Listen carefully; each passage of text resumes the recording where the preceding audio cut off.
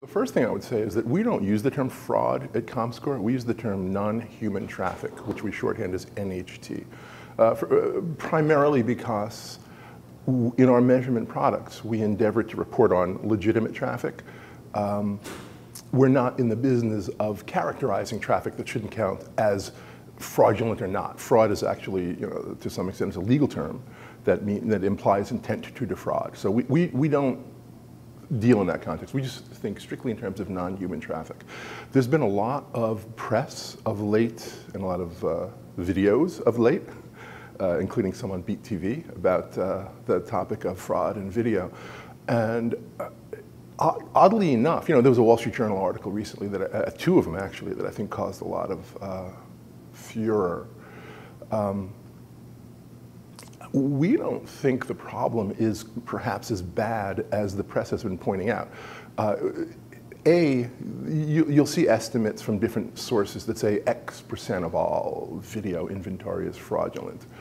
So I have two problems with that. One is that oftentimes that is inflated because of how the company in question tracks video fraud. But the other thing is, think in terms of dollars as opposed to number of impressions, right?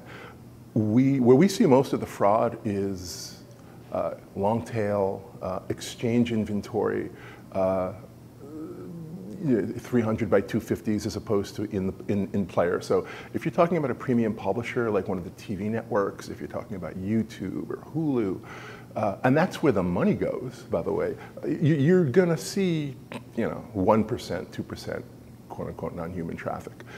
So the first thing I would urge people is it's not as bad as everyone's saying. The statistics you hear are overstated. Sometimes, fraud detection services use a blacklist. So if a site, 15% of the traffic on a site is deemed to be fraudulent, they'll blacklist the site and all the inventory from that site will end up characterized as fraudulent, which is not the case. But even if you get to a number that is the percent of impressions, video impressions that are fraudulent, the percent of dollars is going to be way lower. You stick with the premium publishers, stick with sources and the fraud problem it's not that bad. Another question, I guess, is what is ComScore doing with the industry? So we're doing two things, right? One is we're doing stuff by ourselves, and two is we're working with the industry. What we do by ourselves, quite simply, is we endeavor to be as diligent as possible in identifying, measuring, and removing non-human traffic from all of our suite of products, from the pre-buy, the media metrics, video metrics, et cetera, and also from the post-buy, VCE, Validated Campaign Essentials. Also, we use we'll be using the same techniques and technologies to remove the non-human traffic in both the pre and the post-buy side so that users of the data can sort of get a consistent view of audience delivery. With the industry, we're generally good citizens. We try to be good citizens with respect to the IAB, for example, the 3MS initiative. Research companies are not part of the 3MS initiative, but we are very active to the extent that research companies can be active. And we are on the IAB's traffic of good intent group, TOGI, they call that, traffic of good intent. I'm going to give a shout out to my colleague, Brian Pugh, who is our SVP of Analytics. But Brian is the guy who oversees the organization at ComScore that gets the data out every month. And sometimes I don't know how crazy he is about this, but I call him the sheriff of non-human traffic.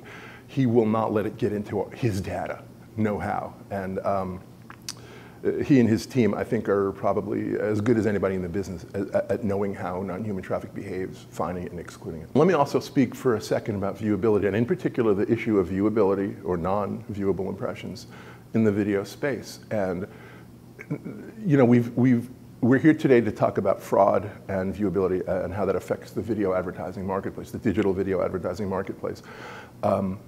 And I've said that I think the fraud problem is probably inflated in the video marketplace because most of the premium content, which is where most of the money goes, is relatively free from fraud.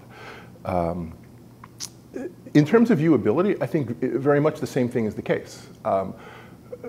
there's been a lot of activity over the last 3 years about viewability. 3MS, the Making Measurement Make Sense initiative, tripartite initiative of the IAB, the 4As, and the ANA, put out 5 guiding principles, and the first one was let's move to a currency of a viewable impression. In display, it's a different problem than it is in video, and let me tell you why, and it's very simple. In display, the ad and the content occupy different real estate. If the content is here, the ad is here, or God forbid, there, okay? In video, for most of it, or I should say for most of the quality premium video, they occupy the same real estate, just at different times, right? So that real estate is the player. So if you've decided to watch a video on Hulu or YouTube or any of the TV networks, you're going to get a player on your screen. And we know a priori the player is visible and viewable because you're watching a video. So again, I think that there's a lot of non-viewable video inventory, but it's generally not the quality of inventory. It tends to be the 250 by 300, which is sort of in-banner video.